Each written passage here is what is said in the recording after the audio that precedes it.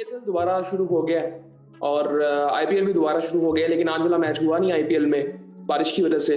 लेकिन पीएसएल वाला मैच हुआ है, उसके बारे में पहले बात करते हैं। कराची वर्सेस पेशावर का मैच था और दोनों टीमों ने आई थिंक मैं ये कहूँगा कि बहुत गंदी क्रिकेट खेली है आज। जनरली अगर देखा जाए, पहले पेशावर ने बॉलिंग बहुत आई थिंक बहुत गंदी बॉलिंग की। पेशावर ने आखिरी 11 बॉलों में पेशावर ने 51 रन खाए और पेशावर 23 रन से हारा है। 237 रन करवा दिए कराची से और उसके बाद फिर इनके पास सिर्फ एक बॉलर इनका नहीं था, अल्जारी जोसेफ।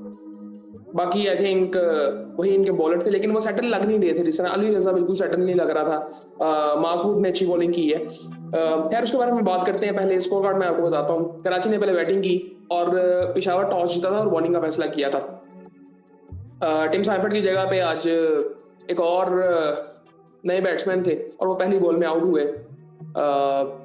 डेविड वार्नर ने 86 रन बनाए, जेम्स विंस ने 72 रन बनाए। बड़ी जबरदस्त पार्टनरशिप इनकी लगी और ऐसा लग रहा था कि आज ये दोनों शो करेंगे और ये दूसरी दफा इस पीएसएल में हो जाएगा कि जहां पे एक ही मैच में एक ही इनिंग में दो बैट्समैनों ने शो किए। पिछली दफा हमने देखा था कि जब कोयटा की तरफ से राइली डूसो और नवाज ने शो किए थे, दोनों ने 45 बॉलों में आई थिंक किए थे। इरफान जल्दी आउट हो गया था, फिर उसके बाद खुशदिल शाह और मोहम्मद नबी ने आगे फिनिश किया और वो मैं ये कहूंगा कि क्या उनकी तरफ से कोई इतना कन्विंसिंग नहीं था जितनी गंदी बॉलिंग पेशावर कर रहा था। फॉल ऑफ विकेट्स में पहले आपको अगर बताऊं तो पहली विकेट इनकी 0 पे गिरती है, दूसरी 162 पे गिरती है। यहां से आप हिसाब लगा लें कि इन्होंने कितनी गंदी बॉलिंग की होगी। अब वहां पे जब वार्नर और विंस आउट होते हैं तो वहां पे कमबैक इनका होता है और ये वहां पे लग रहा होता है कि शायद ये अंडर 200 या 210 तक मैक्सिमम चले जाएंगे, दैट्स इट। लेकिन इन्होंने आखिरी 11 बॉलों में 51 रन खा लिए। वहां से मैच मतलब मैं ये नहीं कहूंगा निकल गया हाथ से, बट वहां पे मैच किसी हद तक खत्म हो गया था। उसके बाद बैटिंग में इनको काफी लक इनके साथ थी। फील्डिंग कराची की बहुत गंदी थी। बॉलिंग की अगर बात करूं पेशावर की, तो लुकवुड ने 4 ओवरों में 19 रन देके 2 आउट किए, सिर्फ इसने अच्छी बॉलिंग की। उसके बाद साइम अयूब ने 2 ओवरों में 27 रन दिए। अली रजा ने 4 ओवरों में 60 रन दिए, 1 आउट। मुझे आज समझ ही नहीं आ रही थी कि एक कर क्या रहा है आज। आई थिंक थोड़ी सी पिच की भी अगर बात करें ना, पिचेस काफी चेंज है पिछले साल की से। अगर बात करें, कंपैरिजन करें तो पिचेस काफी चेंज है, बट आई थिंक ये बॉलर्स को सूट करती हैं ये पिचेस।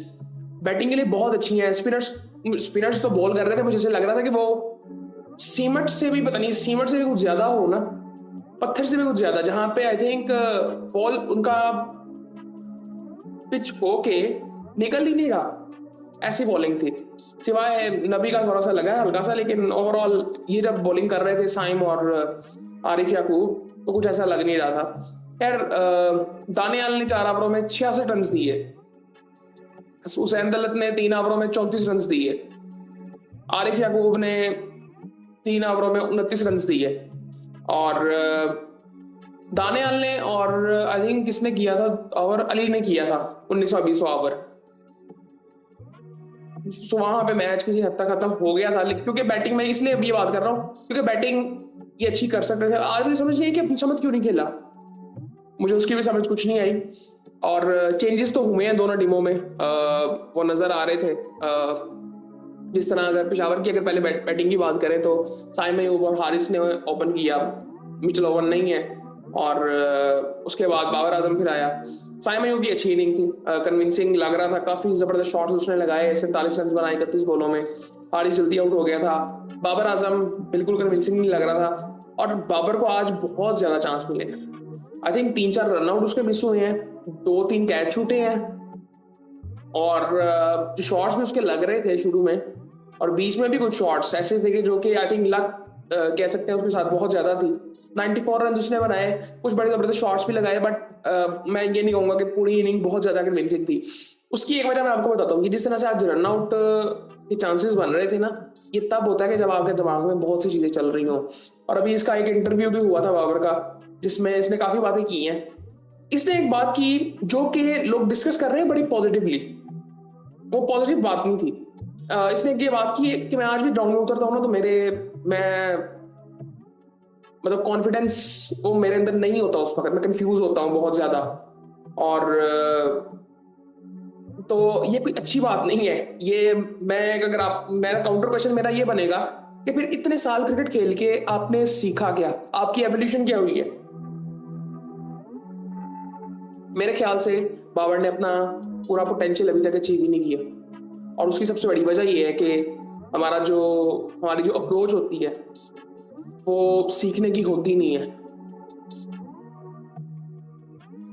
सो मेरा ये चीजें देख के ना मुझे साफ ये लगता है, मैं बिल्कुल नहीं कहूंगा कि ये सिर्फ इसके साथ है, ये आप जनरली अगर देखेंगे ये हमारी सोसाइटी में ये चीजें हैं कि हम जिंदगी को किस नजरिए से देखते हैं। ये वो टाइम था, मुझे लगता है कि बाबर को एक लंबा ब्रेक लेना चाहिए ओवरऑल क्रिकेट से। जस्ट ये नहीं कि मैं बस थोड़ी देर के लिए क्रिकेट छोड़ूंगा 2-3 महीने के लिए, नहीं, क्रिकेट को जनरली छोड़े, बिल्कुल इससे दूर हो और दोबारा जरा सोचे अपने बारे में, अपनी जिंदगी के बारे में, क्रिकेट के बारे में कि क्या इसका मकसद है क्रिकेट खेलने का, इसका जिंदगी का मकसद क्या है। मिड लाइफ क्राइसिस जो होते हैं ना, वो आई थिंक मैं समझता हूँ कि उसमें भी कंफ्यूज है, जो कि आई थिंक, और मैं ये नहीं कहूंगा कि हमारे यहाँ पे कोई इतने मिचोड़ लोग होते हैं कि इस तरह की बातें कर सके इसके साथ, लेकिन आई थिंक ये इसको खुद समझना चाहिए। ये इस तरह के फैसले बहुत से लोग करते हैं और कई लोग बड़ी जल्दी निकल आते हैं। जिस तरह आप विराट कोहली की एग्जांपल हम ले लेते हैं, उसने 1 महीने का ब्रेक लिया था, he is a change person उस टाइम से। लेकिन बाबर सिर्फ इसके साथ नहीं है, जनरली हम यहाँ पे अगर देखें बहुत से लोगों के साथ ऐसे होता है। जनरली सिर्फ क्रिकेटर्स को आप छोड़ रहे हैं, अपनी जिंदगी में सब देखें अपने आप को, कुछ ना कुछ टाइम ऐसा आता है इंसान पे जहाँ पे मुश्किलें होती है, चीजें हो नहीं रही होती, लेकिन इंसान फिर उसको समझने की कोशिश करता है कि मेरे साथ ये हो क्यों रहा है, मैं क्या ऐसा कर रहा हूँ गलत, फिर उसको समझने की कोशिश करता है। लेकिन यहाँ पे मुझे बाबर की उस तरह से एवोल्यूशन नजर ही नहीं आ रही, ना मेंटली ना फिजिकली। मुझे बेसिकली पिछले कुछ सालों में लग रहा है कि इसकी फिटनेस पहले से ज्यादा खराब है, ये फील्डिंग इसकी पहले से ज्यादा बुरी हो रही है। ये सेफ फील्डर होता था, लेकिन अब वो मिस फील्डिंग नजर आती है बहुत ज्यादा। सो आई थिंक वो डोमिनेंस इसकी तरफ से नजर नहीं आती मेरे ख्याल से। तो जिस लेवल का ये प्लेयर है, ये ग्राउंड में उतरे तो इसको पता होना चाहिए कि यहाँ पे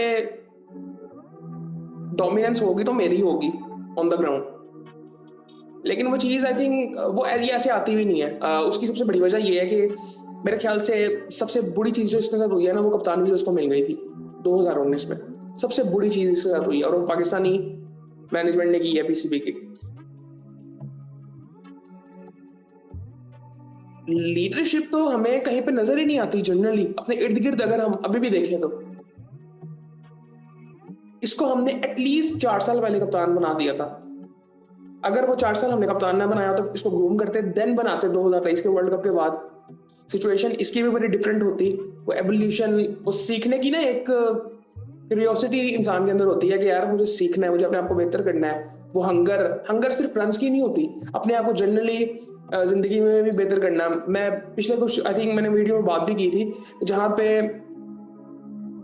एक टाइम के बाद ना हमें पता चलता है कि यार क्रिकेट ना एक जिंदगी का हिस्सा है, जिंदगी नहीं है। सो वो चीजें ना हमारे क्रिकेटर्स में आती नहीं है, या जनरली लोगों में किसी भी में भी नहीं आती।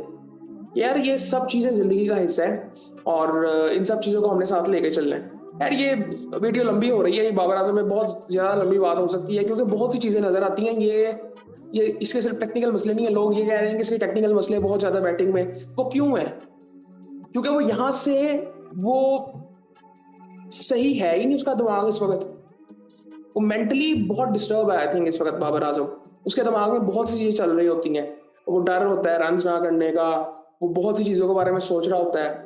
सो आई थिंक, और ये 30s में अब एंटर भी हो गया हुआ है। सो आई थिंक काफी ऐसी चीजें जो कि इसको अब देखनी है, लेकिन आई थिंक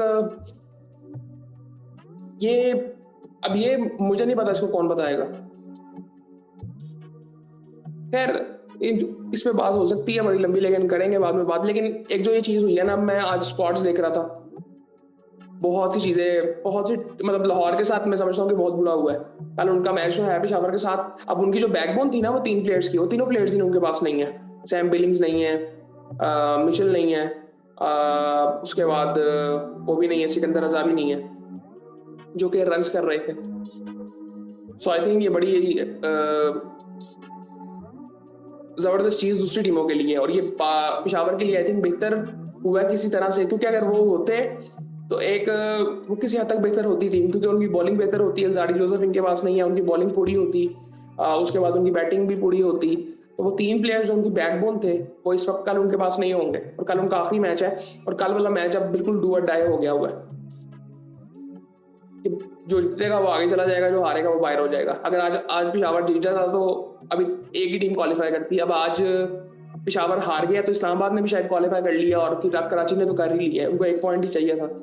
सो अब कल का मैच बड़ा इंपॉर्टेंट है, रात वाला। खैर उसके बाद अगर बात करें तो टॉम कॉलर कैटबॉर्न ने 20 रन बनाए थे, वहां सदाकत ने 19 रन बनाए। मुझे ये बड़ा इंटरेस्टिंग लगा आज आज इसकी मैंने इनिंग, मुझे इसको देख के ना लगता है जिस तरह वो डेविड मिलर बैटिंग नहीं करता। आप इसको देखेंगे आपको झलक जरा उसकी नजर आएगी, जरा इसको थोड़ा सा देखें। ये जिस तरह से आज इसने शॉट्स भी लगाई हैं, पिछली इनिंग भी एक इसकी आई थी, तो वो डेविड मिलर की तरह लग रहा होता है कि बिल्कुल उसी तरह इसकी फिजिक भी उस तरह से लग रही होती है, ऊपर से लेफ्ट हैंडर भी है। सो मैं भी मैं गलत हो सकता हूँ, लेकिन मुझे उस तरह से लगा है। अगर आपको लगा तो आप बताना। सो हुसैन दौलत ने भी 12 रन बनाए हैं। इसी तरह पहली विकेट इनकी 30 पे गिरती है, दूसरी 107 पे गिरती है, तीसरी 169 पे गिरती है, फिर चौथी 178 पे गिरती है, पांचवी 184 पे गिरती है।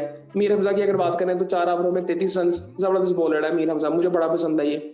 नबी ने 4 ओवरों में 36 रन दिए, थोड़ा सा महंगा साबित हुआ, लेकिन आई थिंक बड़े क्रूशल टाइम पे इसने बॉलिंग भी की थी। हसन अली ने 4 ओवरों में 30 रन, 1 आउट। अब्बास अफरीदी ने 4 ओवरों में 48 रन, 2 आउट किए। आमिर जमाल ने 3 ओवरों में 51 रन। आमिर जमाल का भी मुझे बहुत से मसले लगते हैं इनके अंदर अभी। इनको आई थिंक अभी अपनी गेम बहुत बेहतर करनी है। ये इनकी एवोल्यूशन मुझे कोई इतनी खास नजर आ नहीं रही, इनकी बैटिंग में ना बॉलिंग में। इनका कंट्रोल इनकी बॉलिंग पे बिल्कुल भी नहीं है, लेकिन ये बॉलिंग ऑलराउंडर ही है अगर इनको कहा जाए तो। लेकिन बॉलिंग में इनका कंट्रोल इनके पास है ही नहीं, स्पेशली T20 की अगर बात की जाए। हुशिल ने 1 ओवर किया और 11 रन दिए। सो ये सूरत हाल थी, और आई थिंक काफ़ी चीज़ें हैं, लेकिन स्क्वाड्स की आई थिंक बात की जा सकती है, लेकिन फिर बाद में बात करेंगे वो।